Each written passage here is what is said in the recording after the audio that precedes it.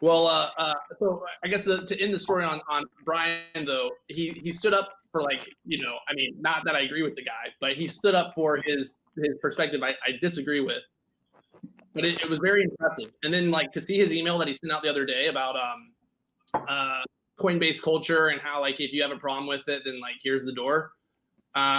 Also a very kind of, like, principled badass move. So that might be the first actual, like, badass move that I actually, like, really think that he might have actually done the right thing on. I mean, the thing is, like, I think the guy has the right intentions, and I think that he tries to do what he believes in. Some of the stuff he believes in is dumb, but Kurt Wright? No, Brian Armstrong. Oh, Brian. Oh, Open Bazaar is stupid. That's Brian Hoffman. Brian Hoffman. Brian Armstrong is Coinbase. I'm proud of what Brian did this week with the gender stuff. Open Bazaar, you're great. That was just a joke. We love you. Anyway. Yeah, I'm out here in Silicon Valley, and that was pretty controversial what Brian did, which I don't really consider controversial. I mean, we're here to fucking work, right? That's the whole point of going to a job. It's not a political. You're not supposed to have political debates internally as, like, a point of, like, getting product shipped. That is a very highly offensive opinion. How dare you say that? How dare you say that? I know. And sorry. Yep. Apologies. I should punish myself and be canceled. My bad. Fortunately, no one can cancel you here because we have very few people that watch this show. So it's okay, Dan. You're safe. I saw that you tweeted. I can't respond right now because I'm in Twitter jail. So Dan, talk to us for a second about what the reaction that Coinbase announcement was in SF, and, like, how shocked and horrified are people?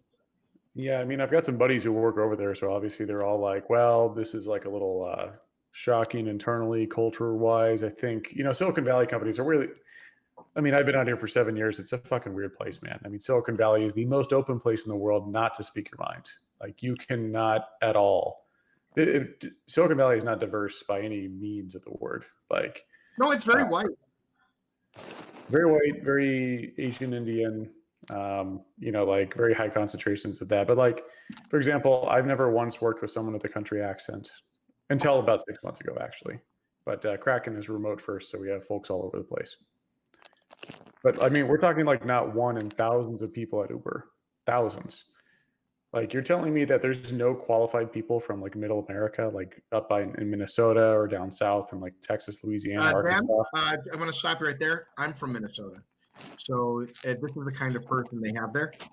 So I guess that explains it. Yeah. We're very middle of the road.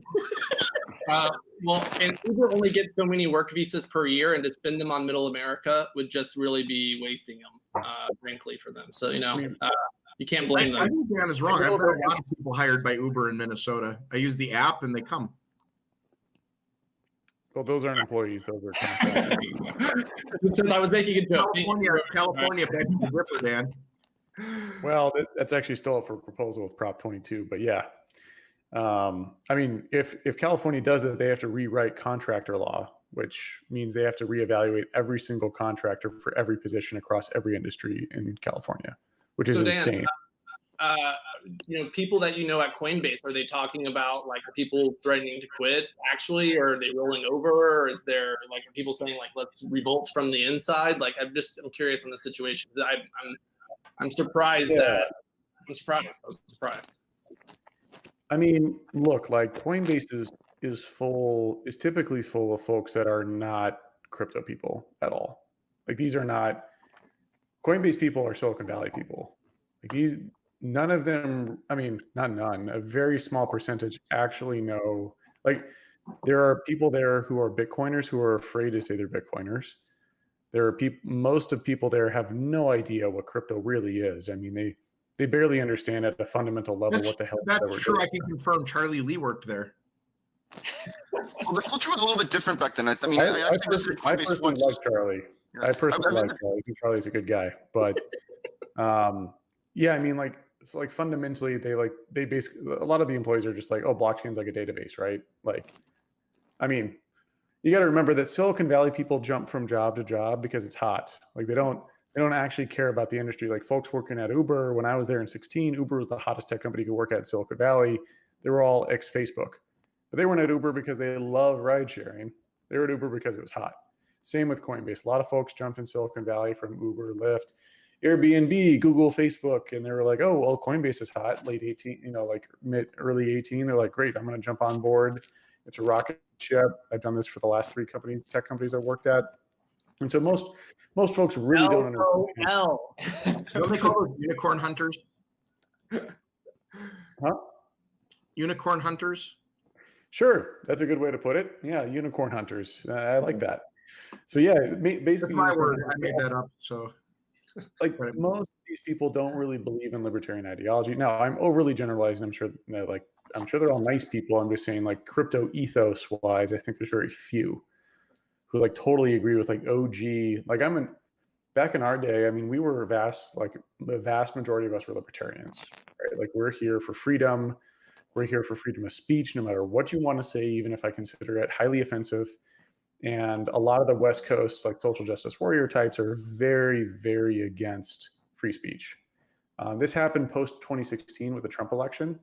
So what happened, and I was out here, I remember seeing this distinct shift where like the liberals were typically the folks who fought for free speech no matter what. Like they were like, I don't care what you have to say, but free speech is like, we'll die on that hill. Also, they were very anti-NSA, DEA, like they were very anti-intelligence agencies. Post 2016, to delegitimize Trump's election results, they basically sided with the defense industry and the intelligence agencies to like, look at all this evidence that Trump manipulated the election. Plus, they thought that the fake news undermined the entire democratic process. So it created this slippery slope where all of a sudden the West Coast liberals were now like, oh, we should censor speech. And I'm like, hey guys, wait a second. So who fact checks the fact checkers? Like who like evaluates the censors? Like, I agree in principle, like you shouldn't have like blatantly false information everywhere, but like the reality of implementing that is near impossible. Like how would you possibly know what is the truth? I mean, that is a super subjective thing. And so I felt like I was taking crazy pills in 2016 where the entire West Coast shifted to like, yes, we should censor. This stat is why I have been saying for some time now that the parties switched in 2020, which means that Democrats are now racist. Yeah, I mean, now you're seeing like really like large stretches of the imagination going towards, I'm not going to like label things specifically, but like just seeing like people's minds stretch to this absolute extreme to justify certain rationality is just insane. I mean, I don't know how you possibly are advocates for free speech, but then also agree with censorship. What happens when they censor you someday? Like, it's just totally incoherent. Like, it's incoherent ideology. And I think what happened was that, like Trump just like made their minds explode. Like they weren't able to conceptualize. He's a great troll. He's the best troll I think I've ever seen. I don't know. I think Trump ripped it off, the Band-Aid off, but like that was developing long before Trump. I mean, that's not something you can just flip the switch and make happen. That's something deeper than that. Well, no, but Trump tapped into it very deeply. I mean, yeah, he knows how to troll very, very well. Definitely.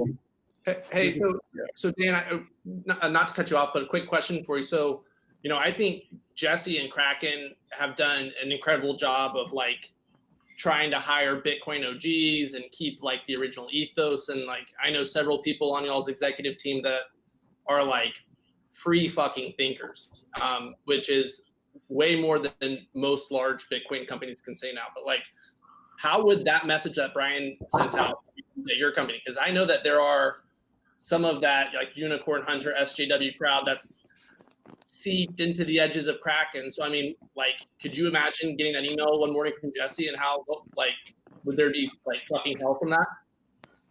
I mean, I don't want to speak on Jesse's behalf as to like what he might send or what he might say, but in terms of Jesse's core ethos, he's a very big libertarian, freedom-focused guy. He doesn't have a lot of patience for West Coast politics. So I've got a feeling that, he would probably not enjoy employees being distracted by these certain issues. And I really haven't seen it. I guess what I'm saying is with the people at your company, like, would it be disruptive amongst like team? Like, would there be people that would quit over something like that? And like, why do you think it is that it's so hard to, even at a company dominated by like Bitcoin types, it's so hard to like filter that? Look, I mean, there's like as you scale a company, I mean, Kraken's almost at 1,000 people. Like, this is huge. You can't preserve that core ethos of like the OG core all the way through. There's eras and epochs of changes. So hopefully in the cultural values, you can preserve that. But certainly not everyone who joins a company is going to be, 100%, let's go do it for that mission. They might just be career folks, and that's fine. Some career folks are really good at what they do, and that's why we'd like to hire them, is that they're good at what they do and they come in and they do good work, and that's what they're there for. They don't necessarily have to be married to the mission, or they don't have to have 90% of their portfolio in Bitcoin like some of us degenerates do.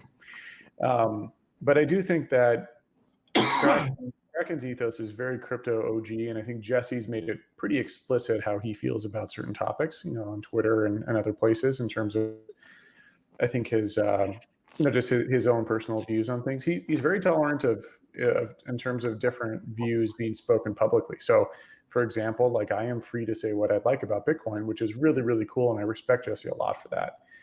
Jesse is a crypto OG. I wouldn't say he's like a Bitcoin maximalist. I think he's really into the original crypto ethos, whereas I, myself, and Pierre Rochard are very big Bitcoin maximalists. But even though he may not agree 100% with how we think about Bitcoin, he still agrees with our ability to speak freely. And so I think Jesse represents like what you exactly want out of a CEO, which is that flexibility to say what you want. But then when you come into the office, you get your work done, and we take off that hat and we go do work. Like, I work when I'm on the job, I'm working from a Kraken perspective. I'm doing what's best for Kraken. When I'm off the job, I can talk about Bitcoin all I'd like. Hopefully there are some moments when I can marry them.